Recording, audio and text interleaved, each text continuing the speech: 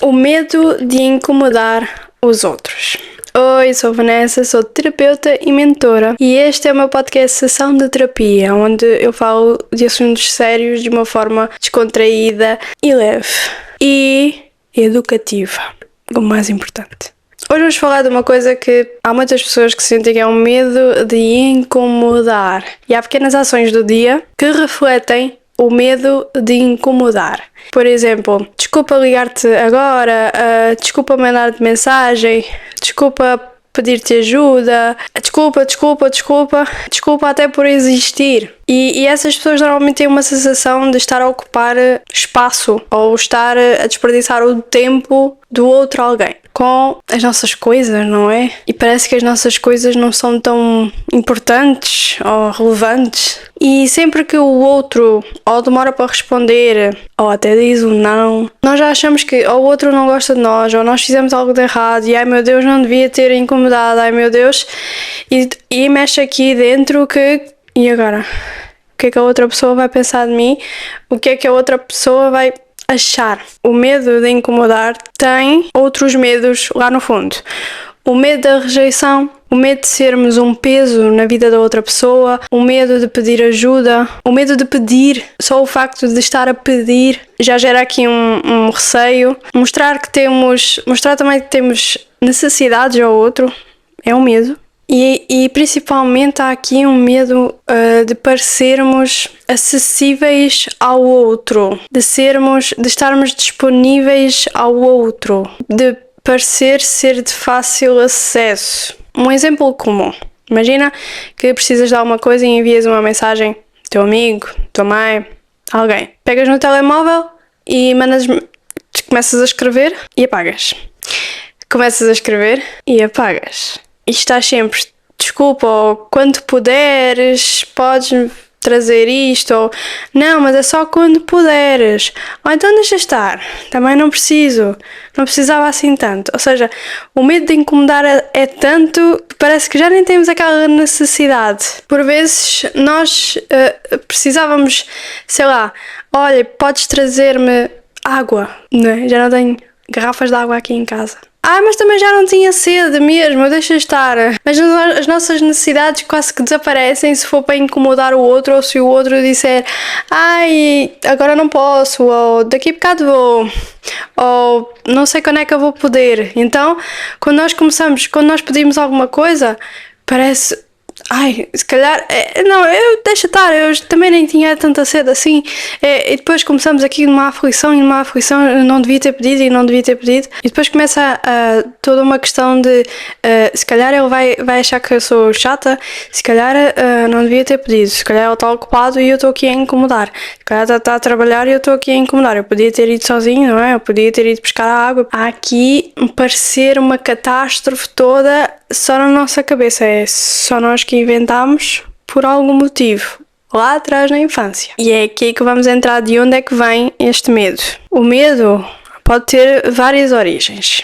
Cada pessoa tem uma história diferente, portanto, não vamos generalizar que é quem tem medo de incomodar é porque viveu isto.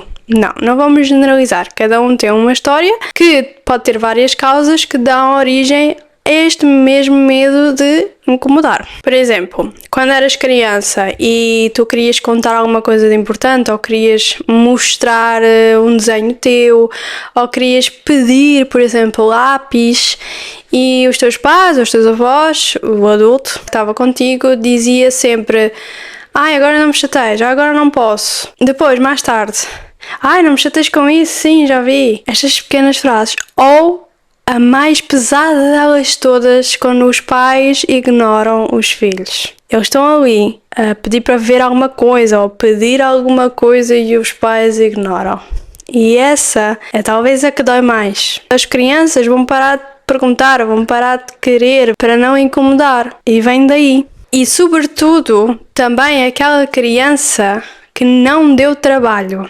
Quando os pais dizem: tu foste tranquila, tu não me deste trabalho nenhum, tu estavas sempre tranquila, obedecias e estavas sempre caladinha. Eu não precisei de me preocupar contigo. Exatamente. Aí está a questão. O pai não se preocupou com esse filho. Então, esse filho achou que o pai não queria saber, que ele era suficiente sozinho, que o filho não precisava de pedir, não precisava de mostrar, porque ele fazia por ele, porque os pais não estavam lá para dar uns parabéns, para validar, não é? Olha, que bonito desenho. Olha, hoje portaste bem na escola, muito bem. Validar o bom comportamento, não é porque a criança é bem comportada que nós ignoramos a criança. O adulto adora que as crianças estejam quietinhas. Quanto mais quietinhas, melhor. Se estiveres quietinho, és um excelente filho e fica aí,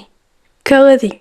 Porque assim não me dás trabalho. Porque assim eu não tenho que te educar. E o filho o que é que sente? Sente que eu estou aqui a existir, ninguém dá pela minha falta. Se eu, não sei, fizer um desenho bonito, ninguém vê. A criança aprende que não vale a pena mostrar, que não vale a pena pedir, porque os pais não estão disponíveis. Mas também isto pode virar um facto também na vida adulta. Um amigo que nunca mais te falou e pensas que será que eu fiz alguma coisa? Ou será que eu incomodei? Será que a pessoa não gosta da minha presença e eu estou aqui a incomodar? E nós aprendemos a proteger-nos para não invadir o espaço do outro, para não estar aqui a prejudicar o espaço do outro. Eu vou ficar quietinho e vou pedir com cuidado. Vai que o outro se chateia comigo, como aprendeu lá atrás. Vai que ele não gosta mais de mim por eu estar a chateá-lo. Então a gente protege-se tudo e fica com receio de pedir, de falar, de tudo.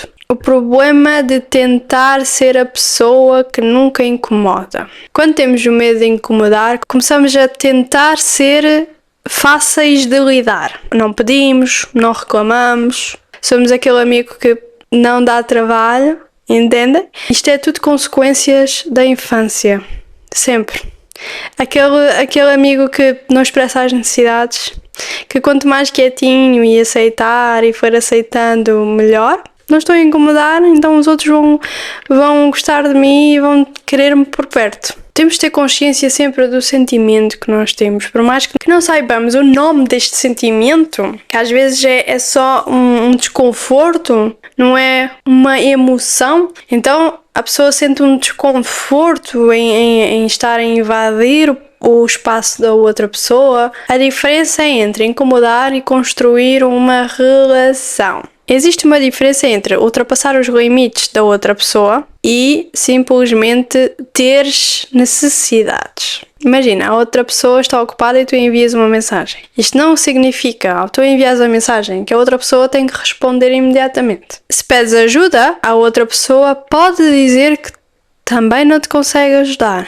E aqui começas a lidar com um possível não, com a possibilidade do outro te negar as coisas. E aqui também está grande parte do medo. O medo da rejeição, não é? O medo da outra pessoa dizer não posso, não quero. E muitas vezes não se pede, não se incomoda com medo já da outra pessoa dizer não. Quando existe esse limite, não quer dizer que tu sejas um incómodo. E não quer dizer que a outra pessoa também não gosta da tua companhia. Quer dizer que a outra pessoa não consegue mesmo. Não pode vir ter contigo, neste momento não pode te ajudar, neste momento não quer. E não quer dizer que tu sejas um incómodo, tu apenas sentes-te um incómodo, porque alguém lá atrás fez-te sentir esse incómodo. É começares a aceitar um possível não da outra pessoa. A pessoa pode sim dizer um não. Eu vou dar um exemplo prático que os portugueses hoje gostam de. Quando vão a um café, isto é uma coisa simples que toda a gente faz, que já virou um padrão. O ser humano tem vergonha de pedir. Então quando vão ao café, eu já reparei muito isto. Eu já tive um café e então eu reparava que os clientes diziam sempre isto. Eu queria um café. Eu queria um bolo. Esta expressão do eu queria é dizer que eu queria, mas se não puderes me dar, ou se não houver, está tudo bem. Não é eu quero um café. Entendem a diferença? Eu quando chego aos sítios, eu também dizia isso porque toda a gente diz e a gente aprende. A gente aprende o que os outros dizem. E então eu comecei a mudar as minhas palavras. Eu quero um café, se faz favor. Eu dizia, bom dia. Eu quero um café, se faz favor. Quero um café, se faz favor. E isto parece, vocês hão de treinar. Em casa, sozinhos. E isto é forte. Porque tu estás a afirmar perante o outro o que é que tu queres. E isto envolve aqui o pedir, o que tu escolhestes, o que tu decidistes que queres. Eu quero um bolo de arroz. Eu quero aquele. Agora quando a pessoa diz, eu queria um bolo de arroz, sentem a diferença. Eu queria. A pessoa com o queria encolhe-se. Eu nem sei o que é que eu quero, eu nem sei como quero, eu estou aqui encolhida, ai, qualquer um que tu escolheres está bom. Parece que entendem que a intenção do eu quero é arrogante, tipo, eu quero um café, por favor. Eu posso ser simpática e pedir na mesma, eu quero um copo de água, só favor. Ai, depois os portugueses têm a mania de dizer, ai, queria, já não quero. Irrita-me. Desde o momento que o português, o Tuga, começou a dizer isso, eu parei de dizer eu queria. Para começarmos aqui passo a passo a não sentir tanto incómodo quando vamos pedir alguma coisa, quando vamos dizer alguma coisa, desabafar até, é perceber o padrão, que é aquilo que eu estive a fazer. Este exemplo que eu estive a dar do café, quando a gente quer pedir alguma coisa, o queria é um padrão. Se a gente identificar as coisas que a gente faz habitualmente, já é um primeiro passo. Eu sempre digo, a consciência dos nossos comportamentos muda tudo. Meu Deus, eu faço isto mesmo. Perceber o porquê também que tu fazes aquilo é muito importante. Imaginamos que queres começar a mudar esse medo. Né? O primeiro passo é perceber quando é que esse medo aparece. Imagina-te, sempre que pensares em enviar uma mensagem ou pedir alguma coisa, o que é que te faz sentir aqui? Meu Deus, o incómodo. Bem um incómodo, né? Tens que perceber se é medo que se a outra pessoa vai dizer não, tens vergonha, insegurança porque não sabes bem aquilo que tu queres ou se é assim, como é que tu queres. O medo de ser abandonado, que faz parte do medo da rejeição, porque o outro rejeita-nos e pode nunca mais falar connosco. Então, o medo de ser abandonado. O medo de parecer carente, que nós queremos atenção e às vezes só queremos atenção quando desabafamos. Às vezes só queremos que o outro nos ouça. E também parece um incómodo muitas das vezes. Apenas identifica esse medo, esse sentimento, seja ele qual for. E agora, não sejas esse sentimento. Por exemplo, eu sinto medo de ser rejeitado, mas não quer dizer que eu esteja a ser rejeitado. É um sentimento válido para aquele momento. Não quer dizer que tu sejas a pessoa que toda a gente rejeita ou a pessoa que tem vergonha de pedir. Não, tu estás a ter esse sentimento neste momento. Segunda etapa. Questionar a história que achas que é. A suposição de o outro estar chateado contigo. Ou de tu estares errada em alguma coisa. Ou mesmo de estás a sentir que estás a incomodar o outro. Mas realmente o outro te disse, olha, para com isso. Estás-me a incomodar, já é a 10ª vez que me incomodas. Facto. A outra pessoa acha mesmo que tu estás a incomodar. A outra pessoa acha mesmo que tu és errada. Ou foste tu que criaste essa história na tua cabeça. Porque alguém na tua infância, um adulto na tua infância te disse, não me chateies, estás a incomodar-me. Tu criaste todas essas defesas, criaste essas suposições também para te defenderes. E agora, o que é verdade? A outra pessoa estava ocupada só porque estava ocupada e não te respondeu. Porque não viu. É diferenciares factos das tuas defesas, das histórias que tu criaste para não incomodares. Agora, a terceira, aprender a pedir sem estar sempre a pedir desculpa. No outro dia presenciei um caso de uma senhora. Na casa de banho ela pediu para um senhorzinho mudar lá qualquer coisa de uma ficha, não sei. Ela começou a conversa assim. Desculpe estar a incomodar, mas podia-me fazer ali uma... O senhor foi lá. Mas olhem esta parte. O senhor estava a fazer o serviço dele e ela estava só a ver. Ok? Ela não se mexeu. E o senhor magoou-se sozinho lá a fazer o serviço dele. E sabe o que é que ela disse? Ai, desculpe, mas não foi ela que o magoou. Ele até disse, mas fui eu que me magoei, não foi você? Ele ficou super confuso. Ela pediu desculpa por ele se ter magoado, ele próprio, foi um pequeno incidente. E ela respondeu assim, ai, mas eu é que pedi, se eu não tivesse pedido, o senhor não se tinha magoado. Entendem que depois vem a culpa associado ao estar a pedir? Imaginem que vocês vão ao café e eu estou sempre a bater na mesma tecla do café porque é um exemplo prático. E nós pedimos um café e a senhora queima-se na mão. Meu Deus, a culpa é minha, porque se eu não tivesse pedido um café, a senhora não tinha queimado. Nós não podemos nos responsabilizar por coisas que a gente não fez. Foi um incidente, né? Nós não podemos nos culpar por coisas que nós não controlamos. Realmente nós pedimos, mas a partir do pedir já pode ocorrer incidentes. Já a ação da outra pessoa pode ter consequências para a outra pessoa. Aprender a tolerar a possibilidade de um não. Aceitar que o outro realmente não pode, não quer. O não é apenas um não e não quer dizer que seja culpa vossa. Não quer dizer que vocês sejam um incómodo. Ou não quer dizer que vocês estejam errados. E perceber que as relações são dar e receber. Há aqui uma dualidade, porque quem sente que está a incomodar quer estar sempre disponível, mas sem incomodar. E então, acaba por estar disponível demais. Portanto, quando estás com uma pessoa e ela se calhar nunca pode, não quer, ou nem sequer te atende o telemóvel, se calhar o problema não és tu. O problema está na relação, que a outra pessoa não te vê da mesma maneira. E não quer dizer que sejas uma pessoa má ou que estejas a incomodar. Quer dizer que ela apenas não quer estar contigo, não gosta assim tanto da tua companhia. E é realmente aceitar que o outro pode não gostar de nós. Já aconteceu comigo, inclusive. Acontecia constantemente eu estar com as minhas amigas, quando era mais nova, estar constantemente a convidá-las para sair. Eu estava constantemente a fazer planos para nós os três.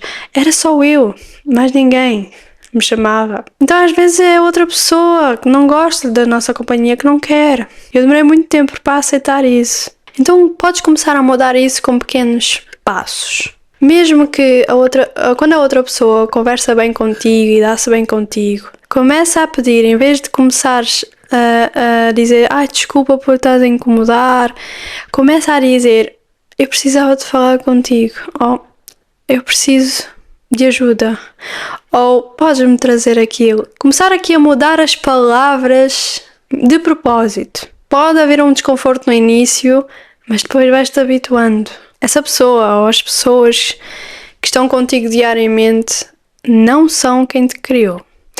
Não é quem te rejeitou. E a pessoa sabe sempre muito bem aonde começou esse incómodo. Eu sei que o meu pai nem estava presente, mas a minha mãe estava lá, mas não estava presente. Então eu comecei a fazer as coisas sozinha que eu nem pedia ajuda. Eu nem pedia. Agora eu já consigo pedir. Sei de onde é que começou. Então, sabendo de onde é que começou, nós podemos mudar a nossa mentalidade que os outros não são quem nos fez essa ferida. E está tudo bem em nós cedermos, em nós relaxarmos e em podermos confiar no outro e aprender também a receber. Se nós temos medo de pedir ajuda ou de pedir seja o que for, no fundo, também por trás disso, está o medo de receber. Porque afinal, se fomos rejeitados, nós nunca recebemos. Fazer aqui este trabalho interno de aceitar que o outro se aproxime, aceitar, receber essa ajuda, receber essa presença, essa atenção. Parar de confundir necessidade com uma fraqueza. O facto de nós precisarmos de ajuda não quer dizer que nós sejamos incapazes. Nós podemos ser capazes e ainda assim precisarmos de ajuda. Imagina, eu estou a carregar esta garrafa, mas eu consigo carregar. Mas eu estou com mais não sei quantas coisas na mão e que todas cheias de coisas na mão. Eu estou a conseguir carregar isto tudo. Eu sou capaz. Mas se eu pedir ajuda a alguém para me levar isto, não quer dizer que eu não seja capaz. Quer dizer que eu vou ficar mais leve. Que eu não vou ter tanto trabalho. O facto de nós pedirmos ajuda para alguém carregar isto para mim, podes levar isto, por favor. Não quer dizer que eu não consiga levar, porque eu estava a conseguir levar. Eu estou a conseguir levar isto tudo. Eu consigo. Agora, o facto de nós... Olha, podes levar aqui, por favor. Nós ficamos mais leves. Dá menos trabalho. E é menos peso. E muitas das vezes as pessoas querem mostrar que conseguem. E o facto de quererem mostrar que conseguem às vezes é com um trabalho árduo ou com força. Não estás a ver que eu consigo. E não pedem ajuda. O facto de pedir ajuda não quer dizer que não consigas, porque tu já mostraste que consegues. O pedir ajuda é para ficar mais leve para ti. Menos peso, menos força. A vida não precisa de ser uma luta constante. E lembra-te, não precisas de ser quietinho ou silencioso para seres amado ou visto. Não precisas de ser sempre fácil para merecer carinho. Também não precisas de resolver tudo sozinho. Começa devagar, percebe os teus comportamentos, o teu padrão. Começa a pensar porque é que fizeste aquilo toda a tua vida. Os medos que estão por trás. Aceita um não, um possível não. Aprenda a receber, aceita receber a ajuda dos outros. E acima de tudo, aprende a tratar-te com a mesma compreensão com que fazes com os outros. Porque no final, quem precisa mais de ouvir que não estás a incomodar és tu. Espero que tenhas gostado deste episódio e não percas todas as segundas-feiras sessão de terapia aqui no YouTube e no Spotify.